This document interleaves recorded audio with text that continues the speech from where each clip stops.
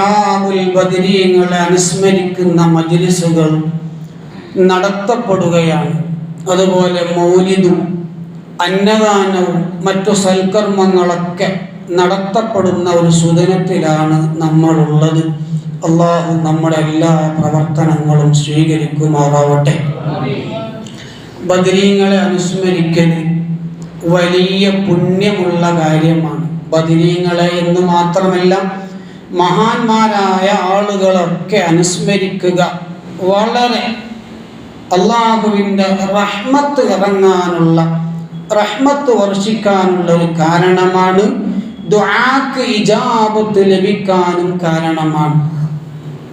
സുദീർഘമായി ഞാൻ സംസാരിക്കുന്നില്ല. നജ്ജാശി രാജാവ്, ആ രാജാവിൻ്റെ ഒരു ദൂതൻ ജഅഫർ റളിയല്ലാഹു അൻഹുവിനെയും കൂട്ടുകാരെയും വിളിക്കാൻ വേണ്ടി വരികയാണ്. ജഅഫർ റളിയല്ലാഹു അൻഹുവിനെ കണ്ടപ്പോൾ പറഞ്ഞു, രാജാവ് വിളിക്കുന്നുണ്ട്. ജഅഫർ റളിയല്ലാഹു അൻഹു കൂട്ടുകാരെ കൂട്ടിക്കൊണ്ട് നജ്ജാശി രാജാവിൻ്റെ അടുത്തേക്ക് പോയ സമയത്ത് രാജാവ് സിംഹാസനവും അതുപോലെ രാജസദസ്സും എല്ലാം ഉപേക്ഷിച്ചുകൊണ്ട് ഒരു തുണി മാത്രം ധരിച്ചുകൊണ്ട് കുറച്ചകലെ മാറി നിൽക്കുകയാണ്. രാജാവിനെ കണ്ടപ്പോ ജഅഫർ റളിയല്ലാഹു അൻഹുവിനും കൂട്ടുകാർക്കും വല്ലാത്ത അത്ഭുതമായി. നിലത്ത് ഒരു വിരിപ്പ് പോലുമില്ലാതെ താഴ്ന്ന ഒരു ഡ്രസ്സ് മാത്രം ധരിച്ചിരിക്കുന്ന രാജാവിനെ കണ്ടപ്പോ രാജാവിനോട് ചോദിക്കുകയാണ്, അല്ലയോ രാജാവേ, എന്തേ അവിടുത്തേക്കുണ്ടായ വിഷമം എന്താണ്? എന്തുകൊണ്ടാണ് ഇങ്ങനെ മണൽ പരപ്പിൽ ഇങ്ങനെ ഒരു തുണി മാത്രം ഇട്ട് ഇരിക്കാനുള്ള കാരണം എന്താ? ആ സമയത്ത് ജഅഫർ റളിയല്ലാഹു അൻഹുവിനോട് രാജാവ് പറയാണ്, ഓ ജഅഫറേ, നിങ്ങൾ സന്തോഷിച്ചോ? നിങ്ങൾക്ക് സന്തോഷിക്കാനുള്ള വകയുണ്ട് ജഅഫറേ. നിങ്ങളുടെ നാട്ടിൽ നിന്നും സന്തോഷകരമായ ഒരു കാര്യം ഇവിടെ ലഭിച്ചിട്ടുണ്ട്. ബദറിലെ മുത്തുനബിയും സ്വഹാബത്തും വിജയിച്ചിരിക്കുന്നു. ശത്രുക്കളിലെ ഏതാനും പേര് കൊല്ലപ്പെട്ടിട്ടുണ്ട്.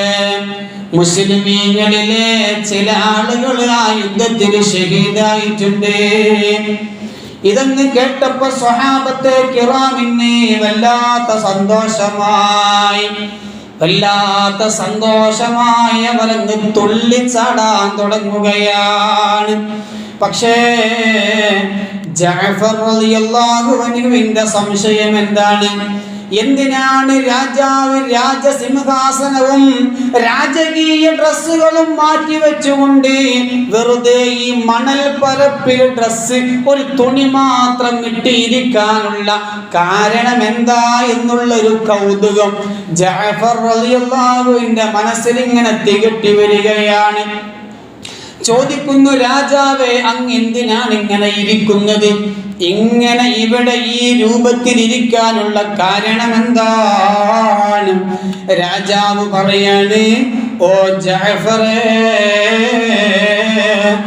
പടച്ച റബ്ബിന്റെ നിഅമത്ത് വന്നാൽ, പടച്ച റബ്ബിന്റെ അനുഗ്രഹം ലഭിക്കുമ്പോ എളിമ കാണിക്കണം, താഴ്മ കാണിക്കണം എന്ന് ഈസാ നബി അലൈഹിസ്സലാമിന് ഇറക്കപ്പെട്ട വേദഗ്രന്ഥത്തിൽ ഞാൻ വായിച്ചിട്ടുണ്ട്. ബദറിലെ അല്ലാഹു സുബ്ഹാനഹു വ തആല മുസ്ലിമീങ്ങൾക്ക് നിഅമത്ത് നൽകിയിരിക്കുന്നു. മുസ്ലിമീങ്ങൾക്ക് വലിയ വിജയം നൽകിയിരിക്കുന്നു. ബദറിൽ നിഅമത്ത് ഇറങ്ങിയത് കൊണ്ട് സന്തോഷിച്ചുകൊണ്ട് ഞാനിങ്ങനെ ഇരുന്നതാണ് ജഅഫറേ. ജഅഫർ റളിയല്ലാഹു അൻഹുവിന് വല്ലാത്ത സന്തോഷമായി. കാരണം സ്വഹാബത്തെ കിറാം വിജയിച്ചിരിക്കുകയാണ്.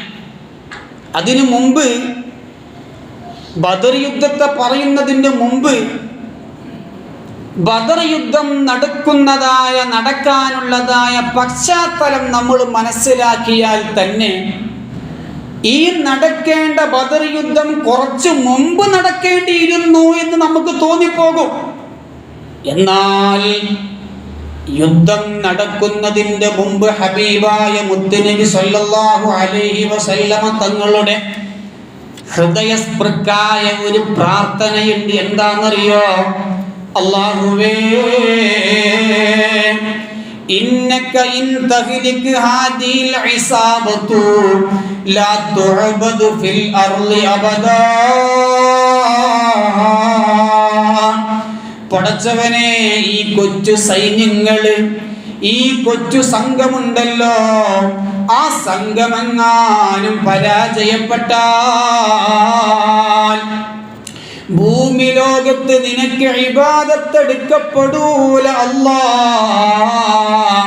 നിനക്ക് ഇബാദത്ത് എടുക്കാൻ ഒരാളെയും കിട്ടൂല അല്ലാഹ്. അതുകൊണ്ട് ഈ ചെറു സംഘത്തിന് വൻ വിജയം നൽകണം അല്ലാഹ്. ഹബീബായ മുത്തുനബി സല്ലല്ലാഹു അലൈഹി വസല്ലമ തങ്ങളെ ബദറിന്റെ രണാങ്കണത്തിലേക്ക് ഇറങ്ങാൻ നിൽക്കുന്ന സമയത്ത് ഹബീബായ തങ്ങൾ പൊട്ടിക്കരഞ്ഞുകൊണ്ട് ദുആ ചെയ്യുകയാണ്. ഇവിടെ നമ്മൾ മനസ്സിലാക്കണം, 300ഓളം സ്വഹാബത്തെ കിറാമാണ് ആ യുദ്ധത്തിൽ പങ്കെടുക്കുന്നത്. എന്നാൽ ഈ സ്വഹാബാക്കൾ അല്ലാത്ത മറ്റു കഴിവുള്ളവരായ സ്വഹാബത്തെ കിറാം മദീനയിലുണ്ടല്ലോ. 300 സ്വഹാബികൾ മാത്രം അല്ലല്ലോ അന്ന് അവിടെ ഉള്ളത്. പിന്നെ എങ്ങനെയാണ് യുദ്ധത്തിൽ ജയിച്ചില്ലെങ്കിൽ ഭൂലോകത്ത് ആരാധന നിലക്കുന്നത് എങ്ങനെയാണ്? അതിനുള്ള വിശദീകരണം കൂടി ഈ നജാശി രാജാവിൻ്റെ സംഭവത്തിലുണ്ട്. എന്താണത്? അത് മുൻ വേദങ്ങളിലെല്ലാം, അഥവാ ഇഞ്ചീലിലും തൗറാത്തിലും സബൂറിലും എല്ലാം ഹബീബായ മുത്തുനബി സല്ലല്ലാഹു അലൈഹി വസല്ലമ തങ്ങളെ പരാമർശിക്കുന്നുണ്ട്. ആ ഹബീബായ മുത്തുനബിന്റെ മഹത്വങ്ങൾ വർണ്ണിക്കുന്നുണ്ട്. മുത്തുനബിയെ വാനോളം പുകഴ്ത്തുന്നുണ്ട്. ആ പുകഴ്ത്തുന്ന കൂട്ടത്തിൽ ഒരൊറ്റൊരു വാക്കുണ്ട്. എന്താണെന്നറിയോ? ഹബീബായ മുത്തുനബി എങ്ങാനും വാളെടുത്ത് ശത്രുവിനോട് പോരാടുകയാണെങ്കിൽ ആ ഹബീബായ മുത്തുനബി ശത്രുക്കളോട് ഏറ്റുമുട്ടി അത്ഭുതകരമായ വിജയം കൈവരിക്കും എന്ന് മുത്തുനബിയെ കുറിച്ച് ഒരു വാക്ക് മുൻ വേദഗ്രന്ഥങ്ങളിൽ ഉണ്ട്. അതുകൊണ്ട് തന്നെ വേദമറിയുന്ന അക്കാലത്തുള്ള ആളുകൾക്കെല്ലാം ഇത് അവസാനത്തെ നബിയാണ് എന്ന് ബോധ്യപ്പെട്ടാൽ അവർക്ക് ഇസ്ലാമിനോട് മതിപ്പുണ്ടാകും. അതുകൊണ്ട് തന്നെ ബദറിൽ മുസ്ലിമീങ്ങൾ വിജയിക്കൽ അനിവാര്യമായിരുന്നു. ഹബീബായ നബി തങ്ങൾ പങ്കെടുക്കുന്ന യുദ്ധമാണ്. ആ യുദ്ധത്തിൽ മുത്തുനബി ഇറങ്ങിക്കൊണ്ട് പോരാടി ശത്രുക്കളോട് പടപൊരുതിയാൽ വിജയം സുനിശ്ചിതമാണ് എന്ന് വേദഗ്രന്ഥങ്ങളിൽ ഉണ്ടായിരിക്കെ ആ യുദ്ധമെങ്ങാനും പരാജയപ്പെട്ടാൽ ആളുകൾ ഇസ്ലാമിലേക്ക് കടന്നു വരില്ല. ഇസ്ലാമിനെ കുറിച്ച് അറിഞ്ഞ ആളുകൾ അതിൻ്റെ മതിപ്പ് അവിടെ നിലക്കുന്നതാണ്. അതുകൊണ്ട് തന്നെ ഈ ആദ്യ യുദ്ധത്തിലെങ്ങാനും തോറ്റുകഴിഞ്ഞാൽ ഈ വിശ്വാസം ആളുകൾക്കുണ്ടാവില്ല. അതുകൊണ്ടാണ് നജ്ജാശി രാജാവടക്കമുള്ള വേദമറിയുന്ന ആളുകൾ ബദറിലെ യുദ്ധം ഉറ്റുനോക്കിയത്. ബദറിലുള്ള ആ വാർത്ത, സന്തോഷ വാർത്ത അറിയാൻ വേണ്ടി അവരെങ്ങനെ കാത്തിരിക്കുകയാണ്. അതാണ് നജ്ജാശി രാജാവ് സന്തോഷത്തോടെ തൻ്റെ രാജകീയ ഉടയാടകളെല്ലാം മാറ്റിവെച്ചുകൊണ്ട് നിലത്ത് ഒരു തുണി ധരിച്ചുകൊണ്ട് മാത്രം അങ്ങനെ ഇരിക്കാനുള്ള കാരണം. യഥാർത്ഥത്തിൽ ഇസ്ലാം യുദ്ധത്തെ പ്രേരിപ്പിക്കുന്ന മതം അല്ല. ഇസ്ലാമിക പ്രബോധനത്തിൻ്റെ മാർഗമല്ല ഒരിക്കലും യുദ്ധം. നബി സല്ലല്ലാഹു അലൈഹി വസല്ലം തങ്ങൾ പറയുന്നുണ്ട്, ലാ തതമന്നൗ ലിഖാഅൽ അദുവി. ഓ സ്വഹാബത്തെ കിറാമേ, ശത്രുക്കളെ നേരിടുന്നത് നിങ്ങൾ ആഗ്രഹിക്കരുത്. ഒരു ശത്രുവിനെ കിട്ടിയിരുന്നെങ്കിൽ, ഒരു ശത്രുവിനെ കണ്ടിരുന്നെങ്കിൽ എന്ന് നിങ്ങളാരും ആഗ്രഹിച്ചു പോകരുതേ. ഇനി എങ്ങാനും കണ്ടുമുട്ടിയാലോ, ഫൈദാ ലഖീതുമൂഹും ഫസ്ബിറൂ. ഒരു ശത്രുവിനെ നിങ്ങൾ എങ്ങാനും കണ്ടുമുട്ടാൻ ഇടവന്നാൽ നിങ്ങൾ ക്ഷമിക്കണേ. കാരണം ധാരാളം പീഡനങ്ങൾ സഹിക്കേണ്ടി വന്നിട്ടുണ്ട് സ്വഹാബത്തെ കിറാം. അത് വലിയ സംഭവമാണ്. ഓരോ സ്വഹാബിമാരുടെ ചരിത്രങ്ങളും എടുത്തു നോക്കുകയാണെങ്കിൽ ഓരോ സ്വഹാബിമാരും ഏറ്റതായ പീഡനങ്ങൾ വലിയതാണ്. ഹബീബായ മുത്തുനബി സല്ലല്ലാഹു അലൈഹി വസല്ലം തങ്ങൾ നുബുവത്ത് ലഭിച്ചിട്ട് ഇസ്ലാമിക പ്രബോധനം നടത്തുകയാണ്. ആ ഇസ്ലാമിക പ്രബോധനം നടത്തുന്ന സമയത്താണ് ആദ്യമായി കൊണ്ട് അബൂബക്കർ സിദ്ദീഖ് റളിയല്ലാഹു അൻഹു ഇസ്ലാമിലേക്ക് കടന്നു വരുന്നത്. ഇസ്ലാമിലേക്ക് കടന്നു വന്ന അബൂബക്കർ സിദ്ദീഖ് റളിയല്ലാഹു അൻഹു അതാ ഓരോ ആളുകളെയും കണ്ട് പ്രസംഗിക്കാൻ തുടങ്ങി. ഓരോരുത്തരെയും കണ്ട് പ്രസംഗിക്കാൻ ഓരോരുത്തരെയും ഇസ്ലാമിലേക്ക് ക്ഷണിക്കുകയാണ്. എന്നാൽ ഈ ആളുകളുടെ സമീപനം എന്തായിരുന്നെന്നറിയോ? ഹബീബായ മുത്തുനബി സല്ലല്ലാഹു അലൈഹി വസല്ലം തങ്ങളുടെ ഉറ്റ ചങ്ങാതിയായ സിദ്ദീഖ് തങ്ങളെ കാലിലുള്ള ചെരിപ്പെടുത്തുകൊണ്ട് മുഖത്തടിക്കുകയാണ്, കല്ലെടുത്തെറിയുകയാണ്. അതുപോലെ തന്നെ ശാരീരികമായും മാനസികമായും സാമ്പത്തികമായും ഒരുപാട് അതിക്രമങ്ങൾ അടിച്ചു വിടുകയാണ്. അബൂബക്കർ സിദ്ദീഖ് റളിയല്ലാഹു അൻഹുവിന്റെ മൂക്കും മുഖവും സമമാകുമാറ് വലിയ ഉപദ്രവങ്ങളാണ് ഏൽപ്പിച്ചത്. മൂക്കിൽ നിന്ന് രക്തം ധാരധാരയായി ഒഴുകി മഹാനവറുകൾ ബോധം കെട്ടുപോയിട്ടുണ്ട്. ഇസ്ലാമിന് വേണ്ടി ഒരുപാട് യാതനകൾ സഹിച്ചിട്ടുണ്ട്. അതുകൊണ്ട് അതെല്ലാം സഹിച്ചുകൊണ്ട് ഹബീബായ മുത്തുനബി സല്ലല്ലാഹു അലൈഹി വസല്ലം തങ്ങൾ ഒന്ന് കഅബാലയത്തിന്റെ അടുത്തേക്ക് ചെന്നാൽ പോലും ഹബീബ് ധരിച്ചതായ ഡ്രസ്സ് ഊരി വലിച്ചെറിയാൻ ശ്രമിക്കുന്ന ശത്രുക്കൾ ഒരുപാട് ദിവസം ചീഞ്ഞളിഞ്ഞ് കിടക്കുന്നതായ ഒട്ടകത്തിന്റെ കുടന്മാല, ആ കുടൽമാലയതാ ഉഖബത്ത് ബിൻ അബീ മുഅയ്ത് എന്ന നീചനായ മനുഷ്യൻ ഹബീബായ മുത്തുനബി സല്ലല്ലാഹു അലൈഹി വസല്ലം തങ്ങൾ സുജൂദിൽ കിടക്കുന്ന സമയത്ത് മുത്തുനബി തങ്ങളുടെ പിരടിയിൽ ഇടുകയാണ്. അത്രത്തോളം മുത്തുനബിയെയും സ്വഹാബത്തെ കിറാമിനെയും വലിയ ഉപദ്രവങ്ങൾ ഏൽപ്പിച്ചിട്ടുണ്ട്. ആ ചരിത്രം സുദീർഘമാണ്, ഞാൻ ചുരുക്കുകയാണ്. എല്ലാം സഹിച്ച് എത്രത്തോളം എന്ന് വെച്ചാൽ ഉപജീവന മാർഗങ്ങൾ ഉപരോധം ഏർപ്പെടുത്തുകയാണ്.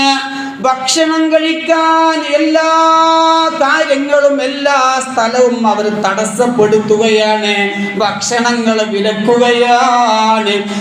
സമൂഹം പരിഷ്കരണം ഏർപ്പാടാക്കുകയാണ്.